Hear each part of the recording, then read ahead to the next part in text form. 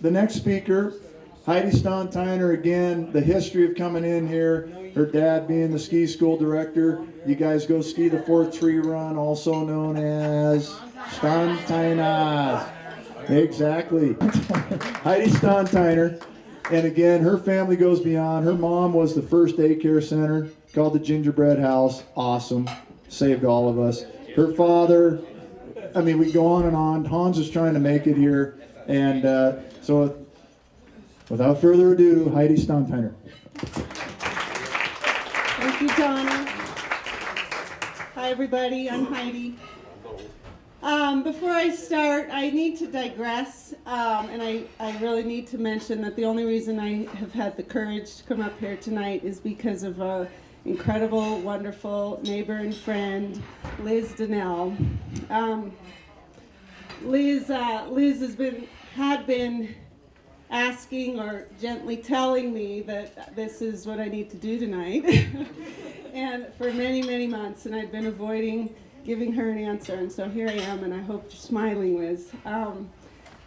Liz, we got to know her very well over the last couple years, and the one thing I want to say about her is Liz was the type of neighbor that I was accustomed to growing up with. Liz was a true Squaw Valley girl. When I grew up in Squaw Valley was truly one big family. You know, our neighbors were our best friends. They were our second parents. Our coaches were our second parents. The kids in Squaw Valley were our siblings. We treated each other like family, and that was what I remember most about Squaw Valley. And to be honest, that type of feeling is no more apparent than it is today. You know, the parents that I grew up with are getting older, and when Johnny and Debbie's mother, Betty, passed away, I truly lost a mother. And when my mother passed away about 8 years ago, I think there were probably about 100 kids who felt like they lost a mother, including this whole table here. So I didn't mean to get so emotional, but that's what I think of when I think of growing up in Squaw Valley.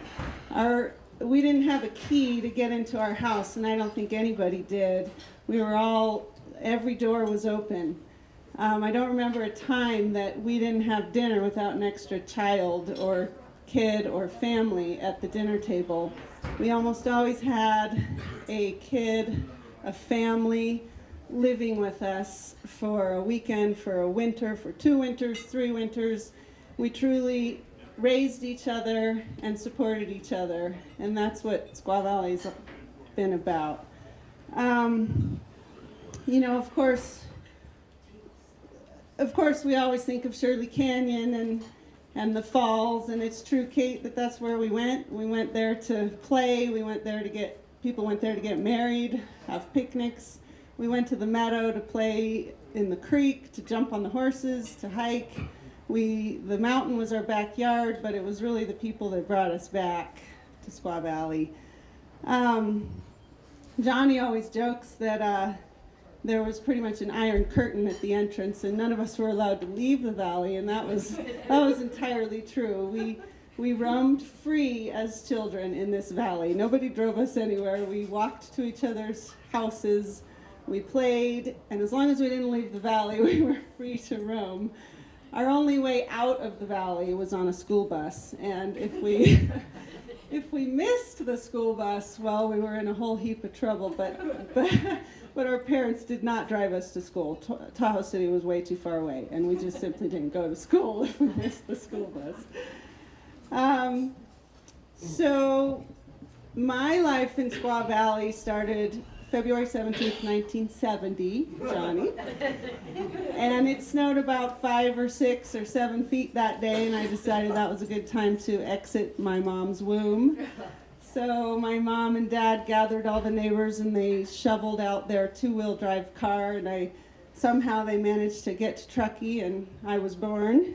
I was the youngest of 5, so our mother had to find a way to make a living and raise children at the same time. So she started the Gingerbread House. And the Gingerbread House was was basically the children's ski school of Squaw Valley. Oh, I'm supposed to stand on the X, sorry.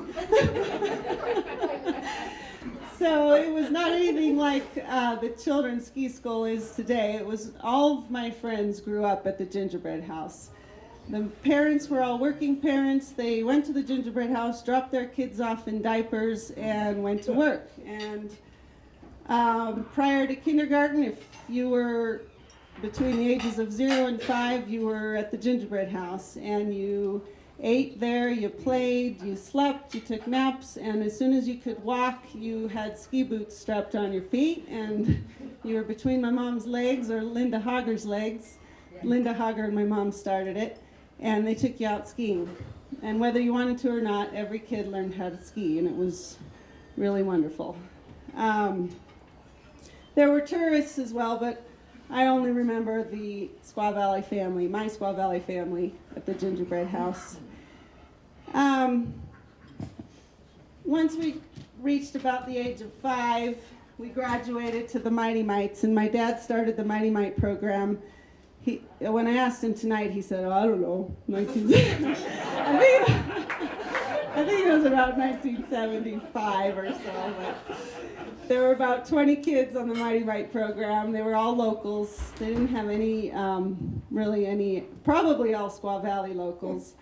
And suddenly we graduated from Papoose to the Big Mountain, and the ski area became our backyard. It was our playground, and our ski racing careers began. So once we were out in the Mighty Mites, we learned how to ski gates, and we started racing, whether we wanted to or not. And honestly, we didn't even know that we could complain about it, because we didn't know. We had no idea that there were kids out there who didn't have to ski every day of their lives. So we didn't complain. We didn't know we could. So we all learned to ski, and Johnny wanted me to talk about the family Easter ski race. So every spring around Easter, we put together a race that was families raced against each other, and the family who had the fastest combined time, I believe, won. And honestly, the only thing I remember about the Easter ski race was when I was about 5 years old, and it was a pretty competitive race that year. I think the Teeses were giving us a run for our money, but I believe I believe our family was in the lead, and the youngest kid always went last. So I was 5 years old, I was the youngest. It was all on my shoulders to bring home the gold. So the Teeses were close behind, everyone was watching. I came down, skied through the gates, and I heard a lot of people cheering on the sidelines. I looked over, my entire family was there yelling and cheering, so I skied out of the course and skied over to them. And really, that's all I remember about the Easter family ski race. I think we won, anyway.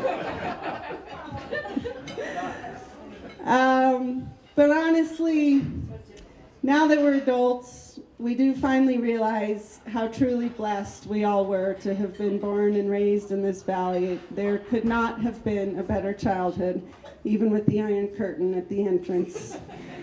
And our parents moved here originally for the breathtaking views and the incredible meadow and the majestic mountains, but what kept them here generation after generation, and what has kept all of us here, are the people. And in the end, it's all about the people. And I hope Squaw Valley always stays that way. So, thank you.